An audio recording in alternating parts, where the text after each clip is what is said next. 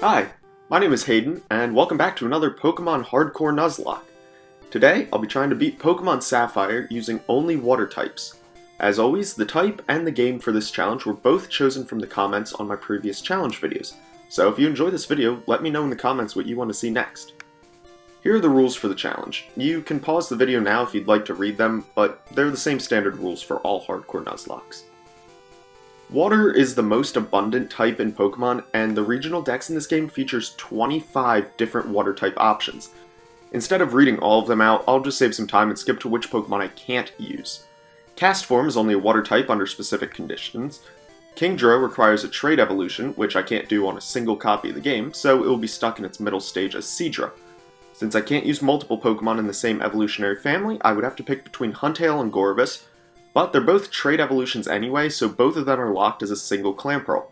Surskit loses its water type when it evolves in Masquerain, so it would have to stay in its base form, but it only ever has a 1% encounter rate, so trying to find one wouldn't be worth the hassle. Speaking of Pokemon that aren't worth the hassle, Feebas. It can only be caught in 4 random tiles in a massive river, and I do not have the patience for that, so Melodic is off the table. Finally, I'm going to avoid using Kyogre. In future Nuzlockes, I might use legendaries if I don't have a lot of other options, but there are so many Pokemon available in this challenge that using a legendary on my team feels too easy. With all of that out of the way, let's get started with the game. I have to borrow a Pokemon from Professor Birch, and naturally I choose the water type Mudkip, who I name Axolotl. I have my first battle with my rival May, and... whoops. On attempt number 2, I beat May and I'm able to continue.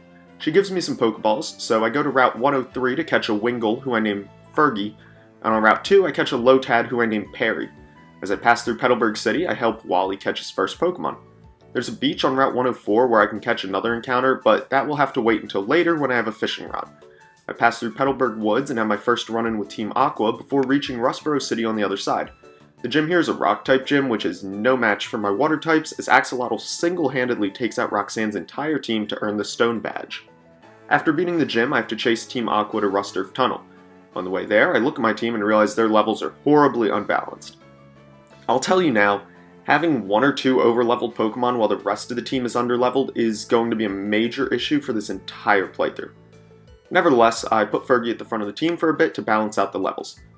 After dealing with Team Aqua, the president of the Devon Corporation sends me to deliver a letter to Dewford Town and a package to Slateport City.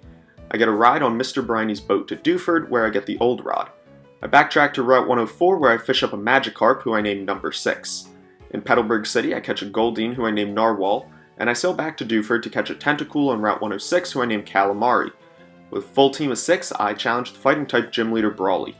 I really didn't need a full team of 6 for this, as Fergie is a Flying type and sweeps his entire team easily with Supersonic and Wing Attack, earning me the Knuckle Badge. I meet Stephen Stone in Granite Cave and deliver his letter before joining Mr. Briney to make my way to Slateport. There I encounter Team Aqua once again in the museum, and Axolotl evolves into a Marsh Stomp as I'm battling a Grunt. I hand over the package to Captain Stern. I continue north from Slateport to Mauville City, battling May on the way there. Her Grovyle could be a big threat, but Fergie confuses it with Supersonic and takes it out with Wing Attack. I battle a few more trainers to prepare for the next gym, and... that's not allowed. Mauville City's gym leader Watson is an electric-type trainer. You might think this would be terrifying for a water-type trainer like myself, but Axolotl's secondary ground typing makes him immune to electric attacks, and every one of Watson's Pokemon goes down to a single mud shot as he hands over the Dynamo Badge. With the badge obtained, I can use Rock Smash to break the rocks that block the path north. The cable car up to Mount Chimney is blocked for now, so I have to travel farther north through Fall Arbor Town and around to Meteor Falls, where I watch as Team Magma confronts Team Aqua. Now I can return to Mount Chimney to battle Team Aqua, but the leader Archie is way too strong for me to defeat. Up until now, I've been having an easy time sweeping through the whole game with 1 or 2 strong Pokemon, but the rest of my team is underleveled. So when I encounter a battle that can't be won with a single Pokemon, it's a complete brick wall. I finally have to take some time to grind the rest of my team up to match Axolotl and Fergie. During this time, Number 6 evolves into a Gyarados, and Perry evolves into a Lombre. Now, Number 6 is able to take out all of Archie's Pokemon with 2 Dragon Rages each, and I can continue down the mountain to Lava Ridge Town. The gym here is a Fire-type gym, so naturally it's a cakewalk with a Water and Ground starter on my team. Flannery hands over the Heat Badge. The 5th gym is back in Petalburg City, so I need to backtrack. I take a shortcut through the desert where I can also pick up a fossil. Neither of them are water types, so there's no point in doing this, but I take the root fossil just as a souvenir. On my way back to Petalburg, Fergie evolves into a Pelipper. Now I'm back in Petalburg, it's time to battle the gym leader Norman. This is the first gym battle in this video that I can't just gloss over and say one Pokemon swept the entire team. He leads with Slacking, and I switch back and forth between Fergie and number 6 to chip away at it. Slacking is super bulky, but its Truant ability makes it so it can only move every other turn. His next Pokemon is Vigoroth, who's pretty strong as well, despite not being fully evolved. I switch back and forth between number 6 and my other Pokemon to activate Intimidate over and over again, and have Axolotl use Mud Shot and Rock Smash to lower his speed and defense. I send out Narwhal, who gets knocked out in a single feint attack, marking the first death of this run. At this point though, Vigoroth is low enough that number 6 can finish him off with one last Dragon Rage. At this point, all of my Pokemon are on the brink of fainting, and Norman still has one more Slacking. I switch to Calamari, knowing fully well that he's going to faint, so that I can have a safe switch to Fergie. Since Slacking can only attack on every other turn, I can use Protect on the turns when he attacks, and then I can attack on the turns when he's loafing around. It's a famously cheap strategy for this battle, but if it works, it works. Unfortunately, Slacking is so bulky that I run out of uses for Protect just one turn before I would take him out. He's about to attack, and he's faster than Fergie, so I switch to Parry, giving Norman his third victim, so I can switch to number 6 to finish him off with Dragon Rage and claim the Balance Badge. You might think that sacking 3 team members in one gym battle was a bold move, but I actually timed it perfectly. Right after this gym, I get access to the HM Surf, and with that I can get to the other side of Route 118 to get the Good Rod, which opens up a ton of new encounters. I catch Jaws the Carvana on Route 118, Mr. Whiskers the Barboach on Route 111, Red Lobster the Corefish on Route 117, and Big Boy the Whalmer in Slateport City. I have one too many Pokemon now, so Jaws will be going in the PC. With my team once again filled, I get back on track and head to Route 119. This is the route where I could catch Feebas, but like I said at the beginning of the video, it can only be found in 4 random tiles of the massive river that spans the length of the entire route. I run Team Aqua out of the Weather Institute and have another battle with my rival May. As usual, her only threat is Grovyle, as number 6 just barely hangs on through 2 Leaf Blades before taking it out. I reach Fortree City, but pass through to Route 120 to catch a Marill, who I named Peekaboo, and meet up with Steven Stone to get the Devon Scope. Now I can return to Fortree City to get rid of the Kecleon blocking the gym. The gym leader is the flying type trainer Winona. Fergie knows Shockwave, which takes out her Swellow and Pelipper. I'm low on health by the time Skarmory comes out, so I switch to number 6 to take her out with Dragon Rage. Winona's final Pokemon, Altarius, sets up 2 Dragon Dances, but number 6 hangs on through an Aerial Ace to finish her off, earning me the Feather Badge. After the gym, I head south from Fortree. I'm supposed to follow Team Aqua to Mount Pyre, but I take a quick detour to the Safari Zone and catch a Psyduck who I named Rick. After that I go to Mount Pyre, but the Team Aqua grunts hold me back long enough for Archie to steal the red orb. I ignore the part where he says they're going to Slateport, because apparently I lack basic reading comprehension skills, so I continue to Lily Cove City and get thoroughly confused. After an embarrassing amount of thinking, I figure out I need to go to Slateport, where I watch Team Aqua steal a submarine and return to Lily Cove. I enter their hideout, find the Master Ball, and battle Admin Matt before the sub takes off once again. I'll need to be able to use Dive to chase Team Aqua underwater, so I head to Moss Deep City. I make a quick trip north to Shoal Cave to catch a Spheal, which I name Tusk, and swap out for Mr. Whiskers on my team. I'm really looking forward to using a Walrein, so I take some time to evolve Tusk into a Celia. I get a few more levels on my team overall, but I'm still a few levels lower than the cap. I know my team has been chronically underleveled this whole video, but this time it's actually intentional.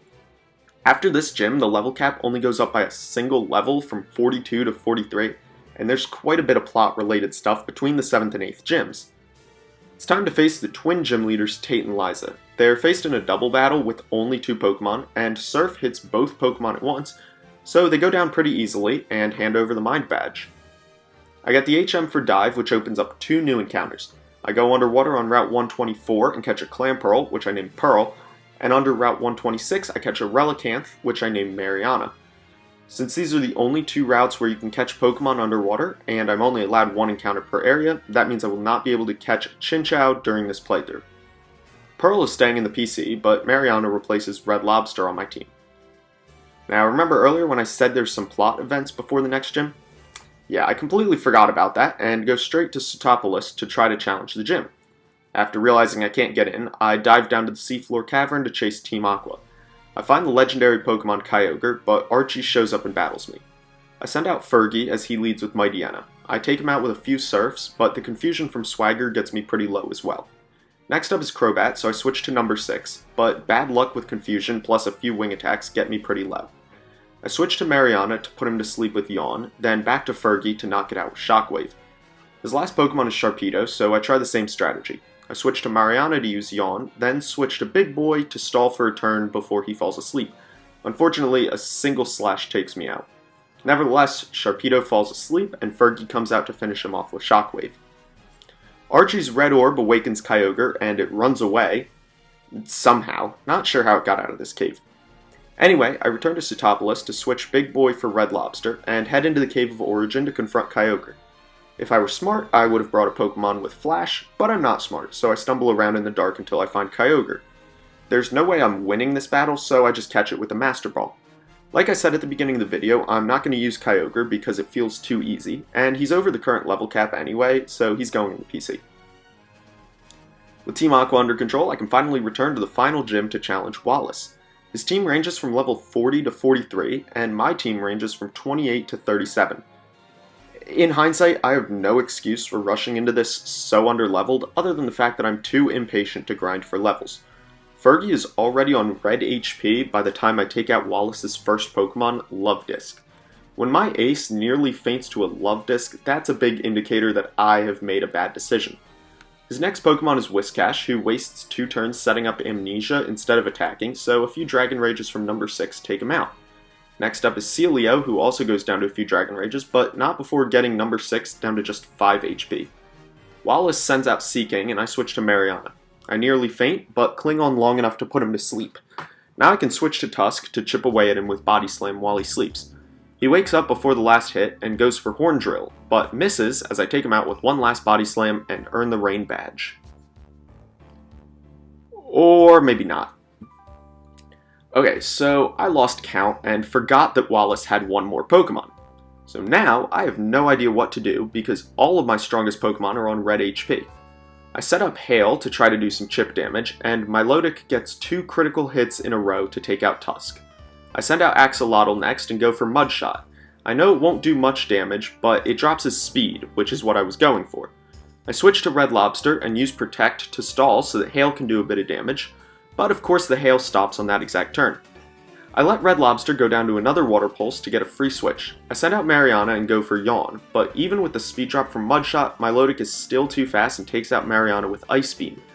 With half of my team down, I send out Fergie. I go for a super effective Shockwave expecting it to do some serious damage, but it hardly does anything, and Fergie gets knocked out next. I send out number 6 and land a critical hit Hyper Beam to take out Milotic. Now I've actually taken out Wallace's last Pokemon and can claim the Rain Badge. I've claimed all 8 badges now, but that last battle wiped out almost all of my team, so it's time to rebuild. I take Jaws, Rick, and Mr. Whiskers out of the PC, and fly to Lily Cove City to catch one last Pokemon. I spend some time fishing with the Super Rod until I find a Staryu, who I catch and name Todd. I trade a Blue Shard for a Water Stone to evolve Todd into a Starmie, and Rick evolves into a Golduck on the way to the Pokemon League. I reach Evergrande City and slowly trudge my way through Victory Road. At the very end, I'm approached by Wally and have one last battle before the Pokemon League. Despite the level disadvantage, number 6 manages to take out his entire team with Earthquakes and Hyper Beam. And with that, I reach the Pokemon League and there's nothing left between me and the Elite Four. Except, of course, for the huge level gap. I'm at the Pokemon League and my starter still isn't even fully evolved. So, as much as I hate grinding for levels, it's time for a serious grind. After many hours spread over a few days, Axolotl evolves into a Swampert, Jaws evolves into a Sharpedo, and I get the entire team up to the cap of 55. And now I'm actually ready for the Pokemon League. First up is Sydney, the Dark-type Master. I picked up the TM for Brick Break from Sootopolis City and taught it to Axolotl, so his Mightyena and Cacturne each go down to 2 hits. Then his Sharpedo uses Swagger, and the attack boost lets me take out the rest of his entire team with a single hit each. Next is Phoebe, the Ghost-type Master. Just like Axolotl swept Sydney's team, Jaws can sweep through Phoebe's entire team. The first Dusclops goes down to a single crunch, Sableye takes 2 crunches, both Bannettes take 1 hit each, and her final Pokemon is a second Dusclops. She hangs on through the first hit and manages to land a Confuse Ray, but I pulled through to finish her off anyway. Third is Glacia, the Ice-type master. Like Sydney's dark types, Ice types are weak to fighting, so I try to sweep through with Axolotl. I take out her first Glalie and both Celio, but her Pokemon are stronger than Sydney's, so I switch to number 6 and set up Dragon Dance before taking out her second Glalie and Walrein. The last member of the Elite Four is Drake, the Dragon-type master. The first 3 members were really easy, but this is the one battle that I don't really have a plan for. Still, my team is pretty strong, so I should be able to brute force my way through. Axolotl takes out his first Pokemon, Shelgon, with 2 Earthquakes. I nearly take out his Altaria, but he uses a full restore as the recoil damage from takedown gets me pretty low. I switch to number 6 and set up 2 Dragon Dances before taking out Altaria with Hyper Beam. I send out Jaws against Flygon to lower his defense with Screech, then switch to Mr. Whiskers to tank a Dig before taking him out with Surf. His second Flygon goes down to a Surf from Mr. Whiskers and another Surf from Todd, and he's on to his last Pokemon, Salamence. Todd uses Confuse Ray, then 2 Psychics combined with good confusion odds take him out as we finish off the last Elite Four member and can move on to the Champion. Champion Steven leads with Skarmory as I lead with Axolotl. I use my 3 remaining Brick Breaks before finishing him off with Muddy Water, then take out his Aggron with a single 4x super effective Earthquake. His third Pokemon is Credilli, who I know can take out Axolotl with a single Grass-type attack, but I stay in and let him knock me out so I can have a safe switch. I send out Rick, who takes out Credilli with 3 Surfs, powering through a Confuse Ray and a Giga Drain. Next is Claydol, who goes down to 2 Surfs. Metagross comes out and knocks out Rick with a Hyper Beam. I send out number 6 next, who knocks him out with a few Earthquakes. And just like that, Champion Steven is already down to his last Pokemon, Armaldo. He barely hangs on through 2 Earthquakes and takes out number 6. I send out Jaws as he heals with a full restore. He hangs on through 2 Crunches before healing again, and after 2 more Crunches, he takes out Jaws with Slash. I send out Todd as he heals with yet another full restore before Todd takes him out with a single Surf. And with that, the final battle of the game is complete, and I've proven myself as a Water-type master and the ultimate champion of the Hoenn region. Out of all the Pokemon challenges I've done so far, this one definitely had the easiest Elite Four and Champion battle. I really enjoyed doing this challenge, even though some of the Pokemon I was looking forward to getting to use, like Ludicolo, Walrein, and Wailord, all fainted before fully evolving. As always, if you enjoyed this video, please like, comment, and subscribe as it would really help to grow my channel, and let me know what game you want to see me play next, and what type you want me to use. See you all next time!